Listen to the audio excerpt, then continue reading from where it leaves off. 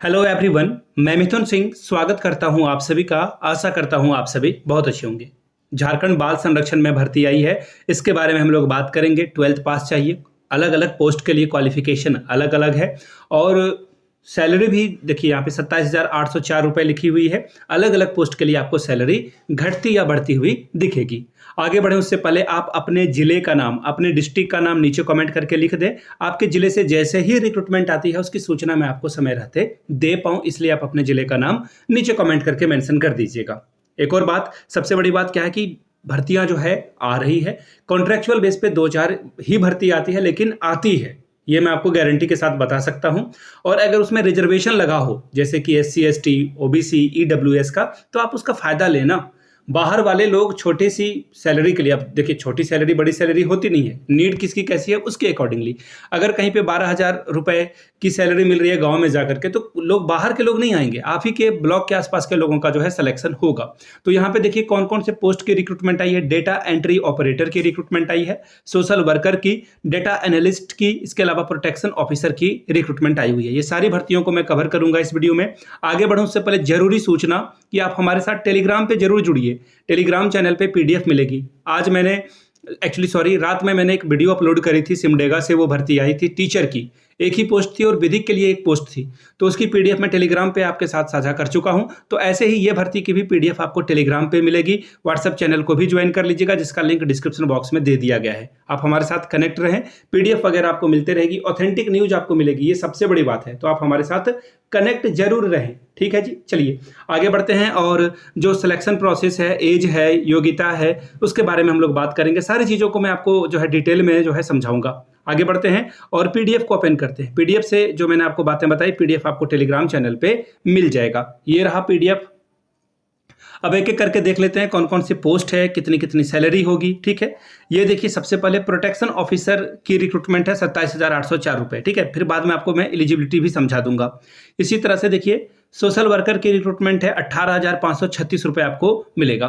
Data एनालिटिस्ट की recruitment है 18,536 रुपये आपको यहाँ भी मिलेगा। अब देखिए बाल कल्याण समिति CWC में रिक्रूटमेंट है एक पोस्ट पे, असिस्टेंट कम डेटा एंट्री ऑपरेटर, सैलरी यहाँ पर 11,916 रुपये रहेगी, ठीक है जी। ये बात भी आपको समझ में आ गई। चलिए आगे बढ़ते हैं और देखते हैं क्या क्या बातें बताई गई है। चलिए आगे की कुछ और भी जो शर्तें हैं, नियम है, वो जान लेते हैं। उम्र सीमा की गणना 1/8/2025 के अनुसार की जाएगी। राष्ट्रीयता भारत का है, तो ऐसे में आप किसी भी कोने से हो, भारत के किसी भी कोने से हो, आप इस फॉर्म को भर पाएंगे। संविदा आधारित पदों पर भी जो है आरक्षण का लाभ मिलेगा, यानी कि जो भर्ती OBC के लिए आई हुई है वो सिर्फ OBC कैटेगरी वाले भर पाएंगे। जो भर्ती EWS के लिए आई है वो सिर्फ EWS झारखंड के लोग भर पाएंगे।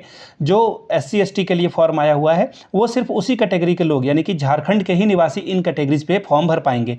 अगर UR होता है तो कोई भी इस फॉर्म को फिल कर पाएगा। चलिए इतनी बात आपको तो समझ में आ गई होगी। आगे देखिए, ये जो संविदा पर भर्ती होती है ना, तो 1 साल के लिए ये भर्ती होती है। उसके बाद आपके व्यवहार से, आपके काम करने के तरीके से उसका जो है मूल्यांकन किया जाएगा। उसके बाद असेसमेंट करने के बाद आपके भर्ती को आगे बढ़ाया जाएगा। सिलेक्शन प्रोसेस क्या होगा यहाँ से देख लीजिए। जो नियुक्त पदाधिकारी हैं वो आपका जो है सारा डॉक्यूमेंट वगैरह कलेक्ट करेंगे, देखेंगे।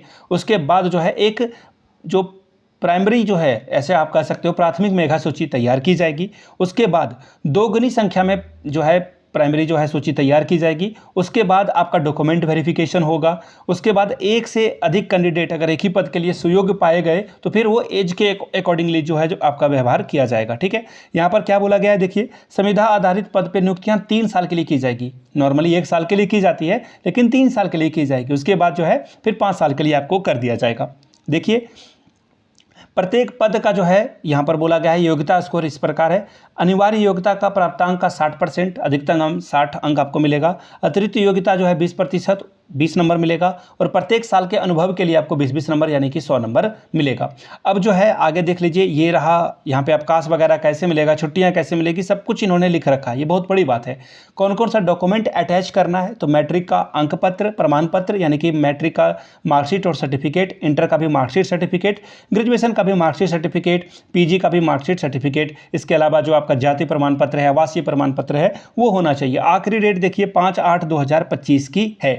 और आपको जो है कहाँ अप्लाई करना है, तो देखिए फॉर्म को फिल करके आपको स्कैन करना है और इसे इस ईमेल एड्रेस पे DCPS ऑब्लिक नहीं डैश है dhanbad@jharkhandmail.gov.in पर आपको भेज देना है। ये ईमेल करके भेजना है। उसके बाद जो है पता जो है यहाँ पर ये बता दिया गया है, दस्तावेज में भिन्नता होने पर ईमेल आईडी में प्राप्त दस्तावेज ही मान्य होंगे और फिर आपको ऑफलाइन भी भेज देना है। ठीक है, तो ईमेल में जो आप भेजोगे फॉर्म उसी को आखिरी माना जाएगा और ये फॉर्म की जो डिटेल है वो dhanbad.nic.in पर जाकर के आप देख सकते हैं। तो धनबाद से ये भर्ती आई है और जो योग्यता है पदों के लिए वो मैं आपके साथ बता देता हूँ। ये देखिए, ये जो प्रोटेक्शन ऑफिसर है इसके लिए सैलरी आपको 27,804 रुपये, 30 से 45 साल के अगर आप हैं तो आपको ये पैसा मिलेगा। ठीक है, पोस्ट ग्रेजुएशन आपका सोशल वर्क में, सोशियोलॉजी में अगर है, चाइल्ड डेवलपमेंट में है, ह्यूमन राइट्स में है तो आप यहाँ पे, या फिर साइकोलॉजी में है तो आप इस फॉर्म को भर पाएंगे।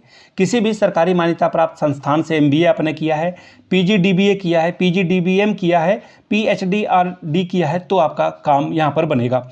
आगे इसी तरह से और भी चीज़ों को देख लेते हैं। सोशल वर्कर के लिए ये ग्रेजुएट मांग रहे हैं, किस में, सोशल वर्क में, सोशियोलॉजी में, या फिर अगर आपने सोशल साइंस से किया है तो आपका काम बन जाएगा। ठीक है, इसके अलावा जो बातें बताई गई है, किसी भी मान्यता प्राप्त से MBA होना ज़रूरी है। ठीक है, 2 साल का काम करने का अनुभव भी होना चाहिए। डेटा एनालिटिक्स के लिए देखिए ग्रेजुएशन स्टैटिक्स में, मैथ्स में, इकोनॉमिक्स में किया है या फिर BCA किया है, अप्लाई कर लीजिए। किसी भी मान्यता प्राप्त विश्वविद्यालय या संस्थान से MCOM या MSc अतिरिक्त योग्यता होगी, यानी कि ये चाहिए नहीं, ये सब जो है अगर है तो ठीक है, नहीं है तो कोई बात नहीं। 2 साल का वर्क एक्सपीरियंस तो इनको यहाँ पर बोला गया है चाहिए ही चाहिए होगा। अब देखिए CWC से जो रिक्रूटमेंट आई है डेटा एंट्री ऑपरेटर की, यहाँ पर 12th पास चाहिए होगा इनको। इसके अलावा कंप्यूटर में आपको हिंदी इंग्लिश की टाइपिंग चाहिए होगी, तो ये अगर आपने कर रखा है और 3 साल कहीं पे काम कर रखा है तो आपको ये हायर कर लेंगे। तो ये सारी बातें थी, ये मैंने आपको सारी बातें बता दी है कि कैसे फॉर्म को भरना है। ये रहा एप्लीकेशन फॉर्म, इस एप्लीकेशन फॉर्म को फिल करके आपको भेज देना होगा ईमेल आईडी पे और ऑफलाइन मोड पे। ठीक है, कब तक, 5 अगस्त तक आप, सॉरी 8 अगस्त तक है। वेट मिनट में एक बार देख लेता हूँ, 5 है या 8 है, गलत बताने की ज़रूरत नहीं क्योंकि यहाँ पे सब कुछ लिखा हुआ है। हाँ, ये देख लीजिए, ये रहा, और यहाँ से हाँ 5-8 है, यानी कि 5 अगस्त तक आप जो है इस फॉर्म को फिल कर पाएंगे। तो आपके पास वक्त है, काफ़ी वक्त है। रजिस्टर्ड डाक के द्वारा भेजिएगा या फिर स्पीड पोस्ट के माध्यम से, ताकि आपका फॉर्म जल्दी पहुँच जाए, समय रहते पहुँच जाए। वीडियो को यहाँ तक देखने के लिए आप सभी का बहुत बहुत शुक्रिया। Have a good day.